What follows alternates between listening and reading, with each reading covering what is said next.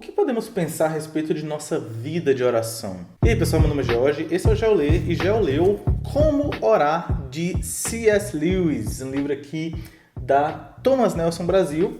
E esse livro aqui, pessoal, eu recebi do Clube Ictus através do Plano Vida. Se você não sabe, o Clube Ictus é um clube de assinatura que você recebe livros em sua casa.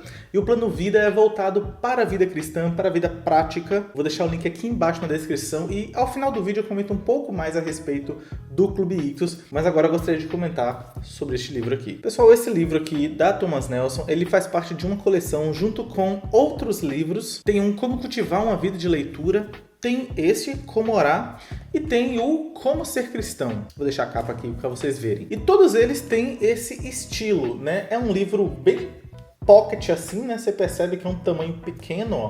Vou mostrar um pouco mais de perto. Vocês percebem que é um livro pequeno, com esse detalhe dourado assim, muito bonito, né? E capa dura, bonitinho, é muito bonitinho esse formato de livro. E assim, essa coleção são livros que C.S. Lewis não escreveu. C.S. Lewis não escreveu o Como Orar, ou Como Cultivar uma Vida de Leitura, ou Como Ser Cristão, mas alguns editores coletaram alguns trechos das obras de Lewis, das suas obras diversas, das suas cartas ou dos seus outros livros cristãos e reuniram em temas. Então, Lewis escreveu tanta coisa, ele é um autor de tantos livros que é possível selecionar um tema e ver o que ele escreveu sobre esse assunto em todas as suas obras e extrair dali um novo livro, né? É o que acontece com este aqui, por exemplo. Mas isso não significa que, por exemplo, se você já leu muitas obras de Lewis, não seria interessante ter uma obra como essa. Não necessariamente, porque às vezes o que você viu sobre o assunto em uma outra obra foi apenas ali um pequeno trecho, foi um parêntese, uma ilustração de um outro propósito naquele outro livro que foi selecionado para falar deste assunto aqui. Então, eu creio que é interessante. O que nós encontramos aqui, então, são diversas reflexões a respeito da oração que faz a gente realmente pensar, né? Que desperta nossa curiosidade. Por exemplo, dentre os capítulos aqui, nós temos algumas perguntas. Podemos provar que a oração funciona?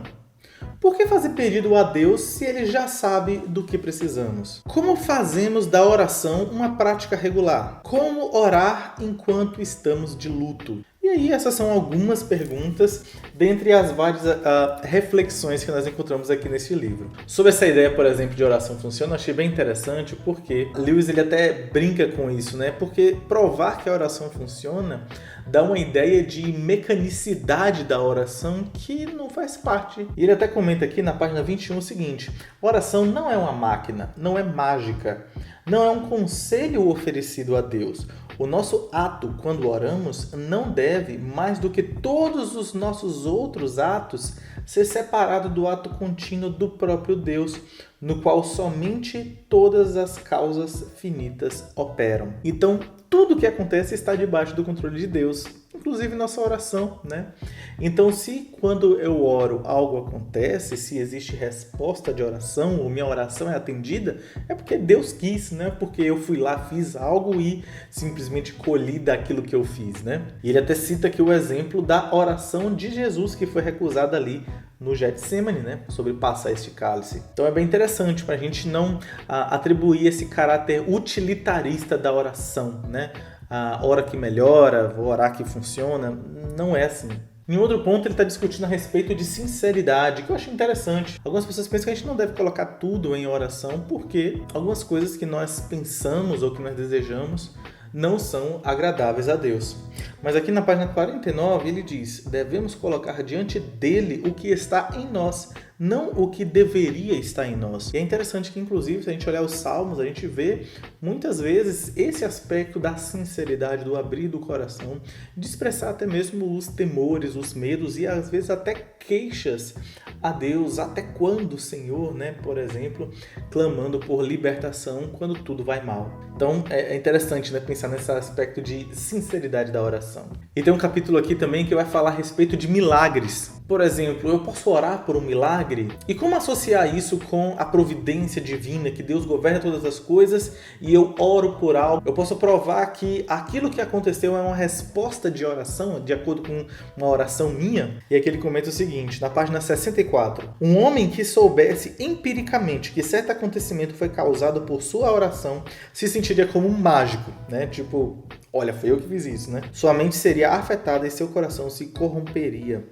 O cristão não deve questionar se este ou aquele acontecimento se concretizou como resposta de uma oração.